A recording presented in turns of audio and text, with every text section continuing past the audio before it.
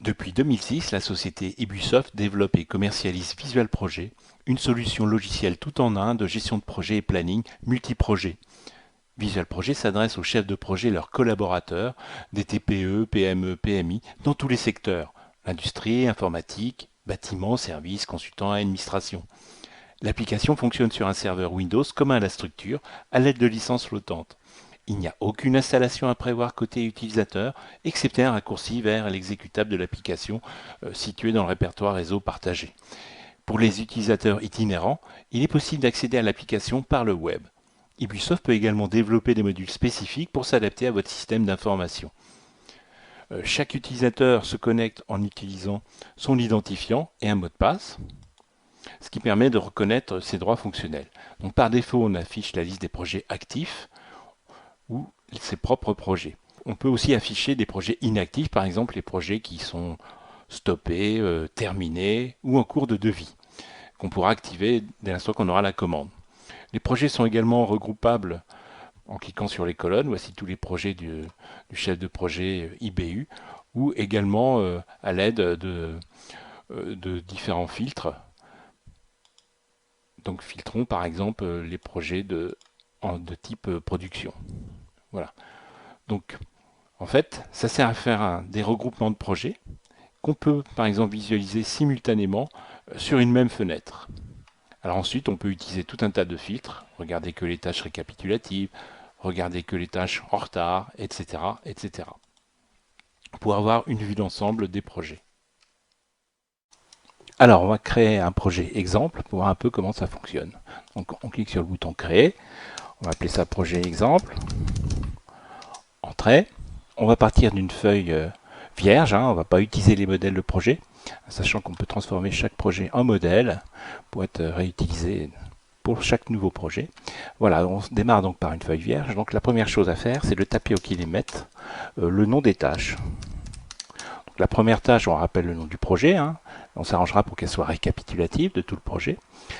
La tâche suivante, il y a une phase préliminaire, par exemple, composée d'une étude 1 et d'une étude 2 sous-traitée. Ensuite, la phase suivante, c'est une phase de réalisation, composée d'une réalisation numéro 1 et puis 2. C'est vraiment un exemple. Après, il y aura une phase validation. Et ensuite, une livraison, histoire de faire un jalon. Voilà, on l'a tapé au kilomètre. L'étape suivante, ça va être l'indentation. Donc pour ça, on sélectionne toutes les futures sous-tâches, sauf la première qui doit être récapitulative, et on les décale à droite. Voilà, on fait ça à chaque fois pour chacune des sous-tâches. Voilà. Du coup, effectivement, on a bien des tâches récapitulatives. Il y a même un bouton qui replie toutes les tâches récapitulatives pour ne déplier que les tâches qui nous intéressent. Voilà. Ensuite, l'étape suivante, ça va être de quantifier un peu chaque tâche. Donc, étude 1, on va mettre 40 heures de travail. Étude 2 sous-traitée, on va mettre peut-être 3 semaines, 3 S, ou 15 jours, 15 J. Ensuite, réalisation 1, on va mettre, je sais pas, 40 heures par exemple. Et réalisation 2, 30 heures. La validation, on va s'arranger pour, je sais pas, faire 30 heures aussi. Voilà. Ensuite, l'étape suivante, ça va être de faire les liens avec toutes ces tâches. Donc, dans notre cas, ça va être assez facile. On va lier toutes les tâches ensemble, sachant qu'on peut lier aussi des tâches récapitulatives avec le bouton liaison ici. Alors, on aurait pu tout aussi bien lier plusieurs tâches précédentes en les choisissant ici. On peut même choisir des tâches issues d'un autre projet, etc. Voilà, donc ça c'est l'étape suivante, liaison entre tâches. Ensuite, on va mettre les ressources sur les tâches. Donc étude 1, je vais mettre un certain monsieur ABC. Par défaut, il est affecté à 100% ou à son taux d'affectation par défaut, que je peux modifier, je peux mettre 50%. Je peux mettre une seconde ressource d'ailleurs sur la tâche. Voilà. Donc à ce moment-là, la quantité de travail à répartir étant la même, la durée de la tâche est réduite. Ensuite, l'étude sous-traitance, en fait, il n'y a pas de ressources, elle est sous-traitée. Par contre, il y aura une dépense associé à cette tâche-là. Réalisation 1 et 2, je voudrais que ce soit la même personne, donc je vais faire une affectation multiple sur cette sélection de tâches par clic droit. Il suffit après de sélectionner la ressource qui doit travailler dessus et le taux d'affectation. Hein. Donc à chaque fois que je changerai quelque chose dans cette fenêtre, ça concernera les tâches sélectionnées. La validation, eh bien, on va dire que ça concerne une autre personne. Hein. Je ne sais pas, par exemple, Monsieur ABC encore. Et puis la livraison, on laisse personne. Voilà. Du coup, comme j'ai commencé à mettre des ressources, je peux voir leur charge de travail et leur disponibilité. Je constate par exemple que Amélie Nautil est indisponible à cette période-là. Je fais un clic droit dessus. Et effectivement, elle est en RTT, etc. Lui, c'est pareil. On a un certain niveau de charge propre à ce projet-là. Et si on veut consolider la charge sur tous les projets, il suffit de cliquer sur TP. Et à ce moment-là, on a vraiment la charge par rapport à tous les projets. On constate que Monsieur ABC est en surcharge pendant cette période-là. Donc on pourrait par exemple transférer cette charge-là à à Madame Amélie Nautil, hein, puisqu'elle est disponible à cette époque-là, étant de même compétence. Donc c'est ce que je vais faire pour vous montrer. Donc étude 1, je vais faire remplacer une ressource par une autre. Donc je voudrais remplacer seulement ABC par ANE. Voilà, donc la surcharge de travail de ABC se retrouve chez ANE ici. Voilà. Ensuite, il se trouve que mon client, la livraison, il souhaiterait qu'elle soit pas après, je ne sais pas, le 21 par exemple. Donc on peut mettre une balise des fins maximum, pas après cette date-là. Ensuite, eh bien, on pourrait tout à fait mettre des contraintes, par exemple superposer légèrement la tâche étude 2. Donc à ce moment-là, il suffit de faire un retard négatif par rapport au début au mieux. On peut aussi la retarder carrément de tant de jours. On peut aussi faire une contrainte début, pas avant. Ce que je vais faire ici, début, pas avant le 13 par exemple.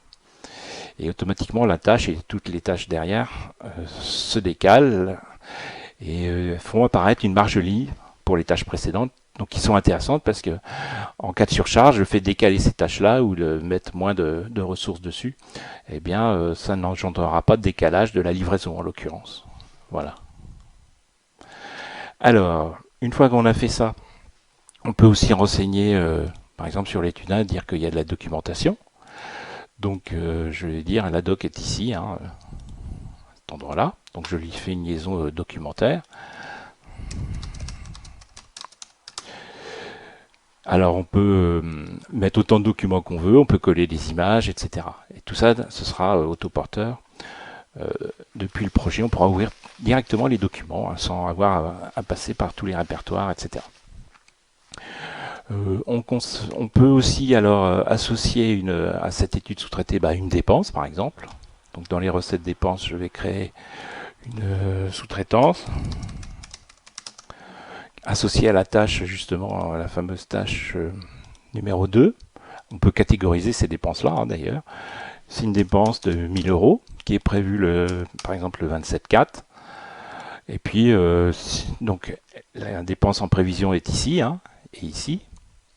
Et puis, quand la dépense est réalisée, par exemple le 28/04, et bien à ce moment-là, on précise effectuez-le avec les références devis, commande, facture, le fournisseur, hein, bidule, etc. Et donc toutes les dépenses sont comme ça, tout comme les recettes. Donc à chaque fois, on a une prévision de recette, une réalisation de recette, et puis par rapport au coût horaire des heures qui sont prévues et réalisées, on aura des coûts horaires prévus et des coûts horaires réalisés, etc., etc. Et donc un bilan projet. Voilà pour les recettes dépenses. Ensuite, on peut aussi avoir des actions sur ce projet-là. Par exemple, généralement, quand on démarre un projet, on essaie d'éliminer tous les risques qui pourraient le faire capoter. Donc, par exemple, ici, le client risque de changer d'avis. Bon, comment on fait pour lever le risque? Eh ben, il y a une action, donc faire signer les contrats clients. Voilà. Si on veut que ça marche, il faut qu'il y ait un responsable. C'est associé par exemple à une tâche étude. On peut même catégoriser les actions. Quand est-ce que c'est prévu? C'est assez urgent. Le 27. Voilà. Et quand le point est soldé, il suffit de préciser une date, soldez-le. Voilà, c'est comme ça qu'on fait des actions en cours, des actions soldées et des actions en retard quand elles sont toujours pas soldées à la date. Voilà. Ensuite, une fois qu'on a fait ça, il reste à terminer le paramétrage du projet. Donc ce projet, on peut préciser 2-3 trucs. C'est un projet de type production. On peut avoir un client en particulier, donc avec une liste de clients qu'on crée aussi. Il y a un chef de projet, on va dire que c'est lui. Il peut y avoir des mots-clés, un dossier. On peut mettre un logo, tout un tas d'informations, etc., etc. Et puis on renseigne aussi les objectifs. Alors, c'est un projet qui est prévu à 140 heures de travail, qui n'est pas décomposé par catégorie tâche, que je pourrais faire d'ailleurs, je vais le faire. Par exemple, je considère qu'étude 1 et étude 2 sont des études techniques, donc je vais faire une affectation multiple dessus, en disant, ces deux tâches-là, elles font partie de la catégorie études techniques. Voilà. Tâche validation, ça fait partie peut-être des tâches de d'essai, labo d'essai, etc., etc. Du coup, quand je retourne dans mes paramètres projet, elles sont un peu mieux réparties. Et je peux dire, ces quantités de travail prévues, c'est ça mon objectif. Voilà, ainsi que l'heure prévue. Je me fixe ça comme objectif de date de fin de projet. C'est pareil pour les recettes dépenses. Et on valide. Et du coup, quand je visualise la trajectoire de mon projet, je retrouve bien les heures en objectif là-haut, les heures prévues en rouge, les heures réalisées qui ne sont pas encore comptabilisées en vert, et j'ai la même chose au niveau des coûts horaires. Si j'ai le droit fonctionnel de voir les coûts horaires, j'aurai chaque coût horaire associé aux heures prévues et réalisées. Voilà, une fois qu'on a fait ça, on peut faire une copie de référence de ce projet. Alors la copie de référence, elle est intéressante parce qu'elle laisse le projet gravé dans le marbre, c'est comme une référence, et à chaque fois que le projet évoluera, on pourra comparer par rapport à cette référence. Pour comparer, c'est facile. Donc un projet de référence est un projet inactif, le voici avec sa référence. On peut faire autant de références qu'on veut, donc là les références sont identiques au projet puisque le projet n'a pas encore été traité en suivi. Voilà. Alors, un autre mode pour créer des projets, ça peut aussi être d'importer les tâches projets depuis une feuille Excel. Donc on ouvre une feuille Excel d'import et on saisit pas mal d'informations. Et ces informations-là, on peut les importer directement pour faire un groupe de tâches. On peut aussi créer les projets, donc on a vu à partir de modèles, qu'on crée à partir d'une feuille projet en un seul clic. Transformer le projet en modèle. À ce moment-là, on précise le nom du modèle, ce qu'il fait, on peut laisser les ressources dedans ou pas. Bon, dans les modèles de projet, on a intérêt peut-être à laisser des ressources plutôt génériques définies en termes de métier, par exemple technicien 1, technicien 2, plutôt que Pierre-Paul Jacques. Comme ça, les modèles ils sont complètement génériques. Alors, une autre façon de créer des projets aussi, c'est de partir d'une feuille vierge et puis de sélectionner dans d'autres projets des morceaux de tâches. Par exemple, je vais copier ces trois tâches-là, CTRL-C, et je les copie dans un autre projet ou à la suite de mon projet, CTRL-V, avec différentes options de copie. Voilà, donc on va retrouver toutes ces informations-là qu'il suffira de recaler comme il faut. Voilà un petit peu pour tout ce qui est création de projet. Donc on est prêt à travailler dessus. On pourrait tout à fait faire une impression. Donc l'impression standard, elle se présente avec un Gantt à 33%. On pourrait tout à fait ajouter ou cacher des colonnes dans le tableau des tâches pour une impression pour le client par exemple. Et on peut aussi cacher certaines tâches. Donc je montre rapidement comment on fait. Il suffit en fait d'utiliser le filtre cache tâches non cachées à l'impression. Par exemple, je voudrais afficher pour l'exemple juste les phases et puis peut-être la phase réalisation et puis la livraison. Donc ces tâches-là, je fais un clic droit, je vais faire une affectation multiple en disant je veux qu'elles soient imprimées, affectées, et du coup en utilisant le filtre tâches non cachées à l'impression, je ne sélectionnerai que ces tâches-là et du coup je n'imprimerai que ces tâches-là. Et si je reprends mon impression, je peux aussi avoir uniquement le diagramme de Gantt en mettant 100%. Enfin, il y a différentes combinaisons qui sont possibles, etc., etc. Voilà pour l'impression. Et puis on peut regarder aussi les informations du projet, avec qui travaille dessus, quelques barres graphes, les données projet par catégorie de tâches, catégorie de dépenses, un bilan, etc. etc. On peut aussi travailler sur le projet sous forme de caractéristiques. Donc ça c'est une façon intéressante de travailler en groupe, hein. On monte le projet avec les petits carrés qu'on ajoute, etc., qu'on déplace de branche en branche, etc., de sorte de constituer le projet. Et une fois qu'on travaille avec cette forme-là, en partant d'une feuille vierge, eh bien, on est prêt en fait pour passer directement au projet ici. Il n'y a plus qu'à faire les liaisons entre tâches et à mettre les ressources dessus et à quantifier. Et c'est tout. Voilà une autre forme de travail. Il y a encore une autre forme de travail, c'est le mode Kanban.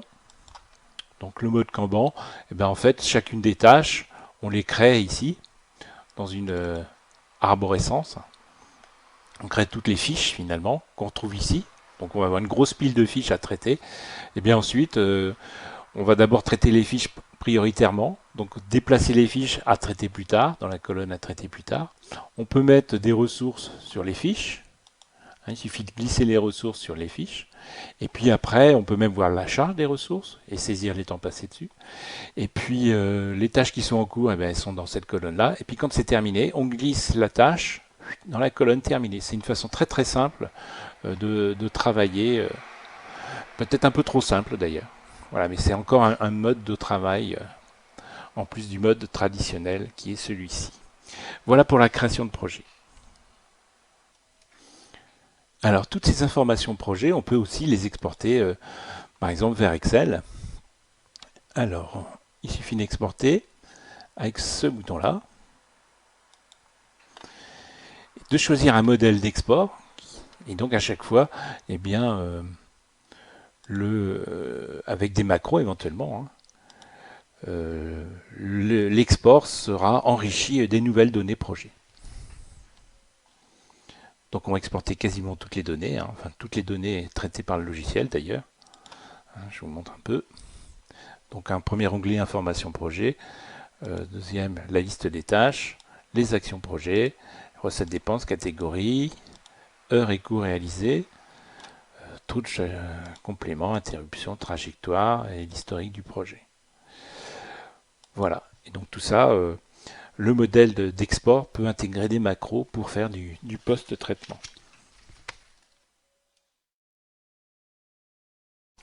Alors, une fois qu'on a créé notre projet exemple, on va attaquer le suivi de ce projet.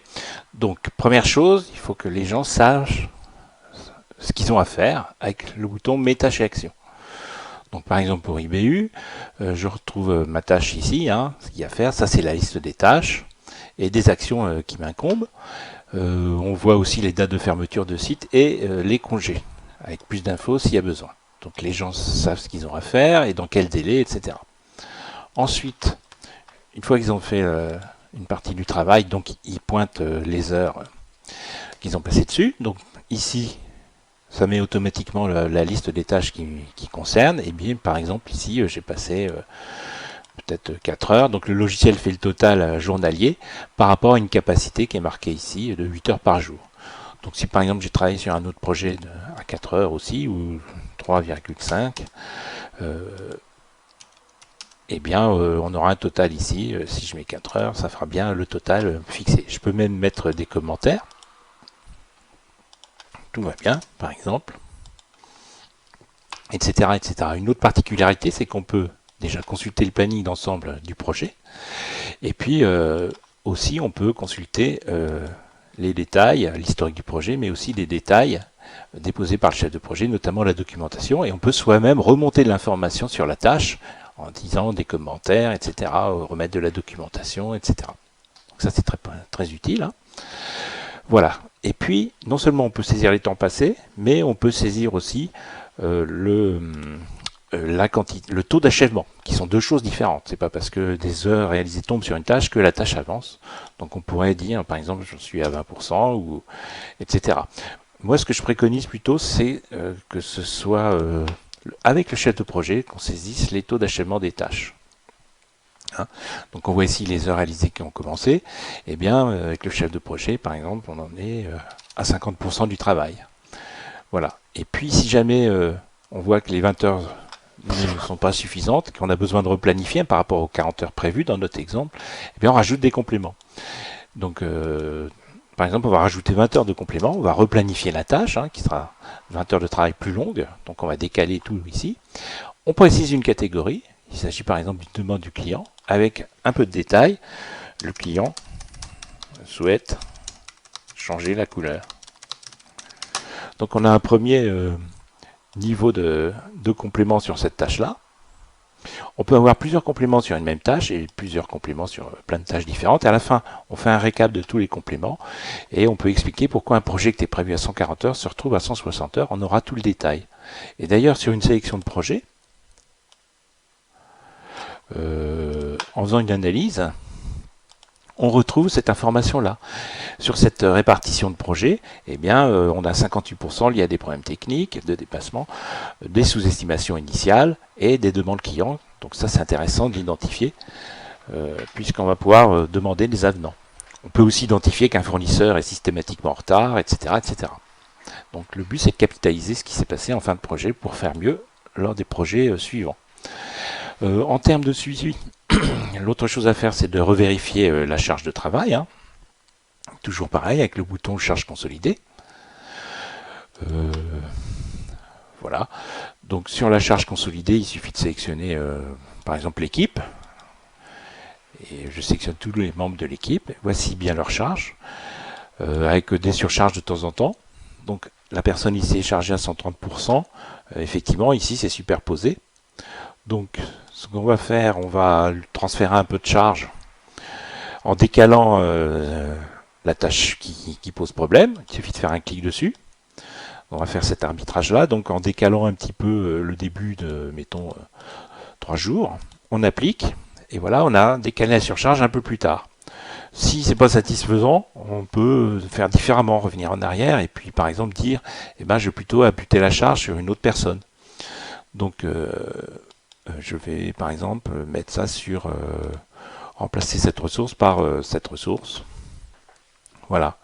Du coup, j'ai transféré la charge sur une autre ressource. Il se peut que ce ne soit pas satisfaisant non plus, etc., etc. Voilà. Donc c'est comme ça qu'on manipule, qu'on lisse la charge. On peut aussi afficher ça sous forme de tableau. Enfin, regarder que les congés. Plus de détails. On peut aussi regarder ça sous forme de tableau.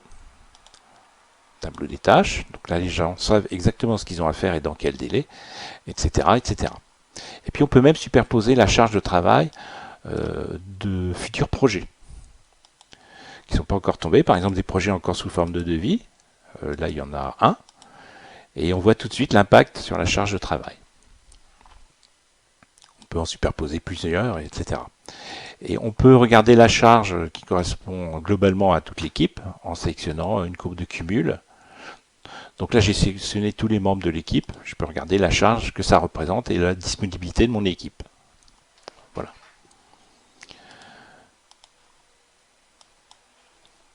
Et puis, toujours en termes de suivi, il faut rentrer les recettes dépenses et rentrer le suivi des actions du projet. Mettre des actions supplémentaires, clôturer les actions, etc., etc. Et voilà. Ensuite, on peut faire des revues de projet. Alors les revues de projet, il suffit de sélectionner les projets par portefeuille. Chef de projet ici, ça c'est tout le projet de monsieur ABC. Je les sélectionne et je les affiche sur une vue de synthèse. Voilà, donc on balaye par exemple le premier projet. Ici, on commence par la trajectoire des heures. Voilà. Donc j'en suis là sur mon projet, répartition par catégorie tâches, trajectoire des recettes dépenses, etc. Des graphes. Avancement projet, les heures, objectifs prévus, réalisés, reste à faire, etc. Le bilan. Et puis l'historique du projet. Et c'est là notamment où on dit, bon, après avoir terminé la revue de projet, insister sur tel point. On ajoute. Du coup, on va retrouver lors de la prochaine revue de projet sur ce projet-là, sur ce qu'on avait dit la dernière fois finalement. Et puis pareil, on fait la même chose sur le projet suivant. Donc trajectoire des heures. C'est un projet bien avancé là, répartition par catégorie, etc. Graphe, même chose. Qu'est-ce qu'on avait dit la dernière fois? il fallait insister sur tel point, et bien pareil, on mettra une autre conclusion pour la prochaine revue de projet, etc. etc. Donc c'est comme ça qu'on fait les revues de projet. On peut même comparer les projets entre eux, hein, avec un diagramme à bulles. Donc l'altitude, c'est le taux d'achèvement du projet. Donc le but, c'est que les projets sortent de la vase et aillent vers la surface, vers les 100%, où ils disparaîtront. L'épaisseur de la bulle, ça correspond à la quantité de travail. Et puis l'étalement de la bulle à la durée du projet. Donc ça permet un petit peu de relativiser les projets les uns par rapport aux autres, hein. Voilà. Donc ça, c'était pour la revue de projet. Et finalement, ensuite, une fois que les projets sont clôturés, eh bien, on les rend inactifs en décochant ça, et on précise pourquoi ils sont, enfin, je veux dire, dans quel état ils sont, sachant qu'on peut les retrouver en décochant les projets actifs ici. Hein. Voir uniquement ses propres projets et actifs, il y a tout un tas de possibilités.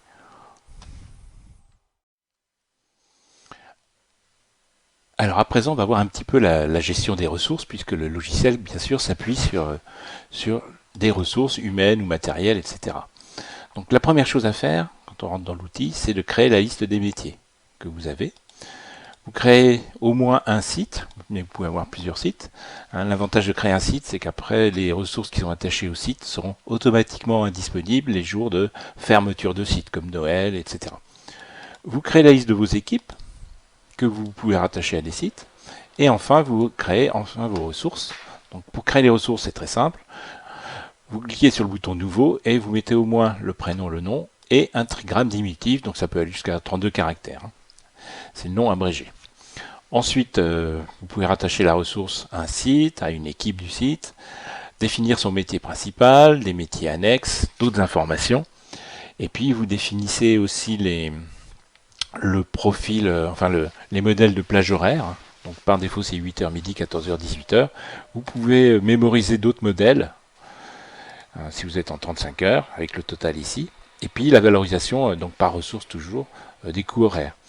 Et alors pour éditer cette vue-là, bien sûr, il faut avoir le droit fonctionnel qui va bien. Et quand une ressource quitte la structure, vous préciserez la date de fin, par exemple au mois d'octobre 2019 ici. Et valider. On définit aussi des profils fonctionnels. Par exemple, on a fait les profils suivants. À chaque fois, on définit des profils des droits par profil fonctionnel. Par exemple, le collaborateur, il peut saisir les heures passées, il peut aussi discuter avec ses collègues, alors que le chef de projet a beaucoup plus de droits. Voilà. Et après, donc, on affecte pour chaque ressource le bon profil fonctionnel. Voilà pour la gestion des ressources. Donc on peut faire des ressources matérielles, hein, on en a quelques-unes ici. Vous pouvez faire des ressources virtuelles, donc plutôt définies en termes de métier, ingénieur X, technicien Y, etc. etc. Et du coup, vous constituez une arborescence, donc par exemple par site. On a aussi les équipes du site, etc. etc. On peut voir les ressources uniquement humaines, les ressources matérielles. On peut cacher les ressources inactives ou les faire apparaître, et les ressources triées par profil fonctionnel. Voilà la gestion des ressources. On peut bien sûr, et c'est très important, gérer les congés et les dates de fermeture de site. Alors pour gérer les congés, comme on le fait assez souvent, il y a un menu dédié à ça. On va prendre l'exemple d'un projet qui s'appelle projet test, où il y a une tâche d'écriture de documentation qui commence un lundi et qui doit donc se terminer le vendredi soir, avec une ressource à 100% dessus, qui n'est pas en congé. Donc je vais d'ailleurs me montrer sa charge. Or, il se trouve qu'on va poser des congés sur cette ressource-là. Donc c'est monsieur EFG. J'y vais.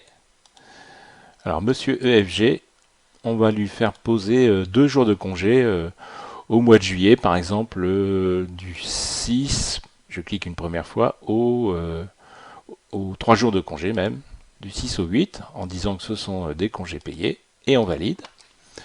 Du coup, on va voir l'impact sur le projet. Alors je ne les ai pas mis à la bonne période, donc je vais les déplacer. Donc c'est pas ici, c'est ici, la semaine d'avant. On valide. Et du coup, quel est l'impact sur le projet? Eh bien, le fait que la ressource soit indisponible ces jours-là, la tâche est repoussée d'autant. Et on pourrait tout à fait franchir l'engagement qu'on avait ici. Donc on a beaucoup moins de marge. Donc il y a tout de suite un impact dès qu'il y a des congés pour les ressources, donc il faut absolument l'anticiper. Hein.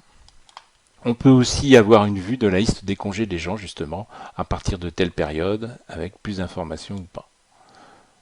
Et imprimer tout ça. Voilà pour la gestion des ressources, des congés et des dates de fermeture de site. Voilà, et bien cette présentation est terminée. Je vous remercie pour le temps que vous y avez consacré. J'espère qu'elle aura retenu votre attention. À présent, je vous propose de télécharger la version démo pour un mois d'essai gratuit, afin de vérifier qu'elle correspond bien à votre besoin. Pour toute information, n'hésitez pas à contacter Ibusoft sur visualprojet.com. Et puis, je vous dis à bientôt.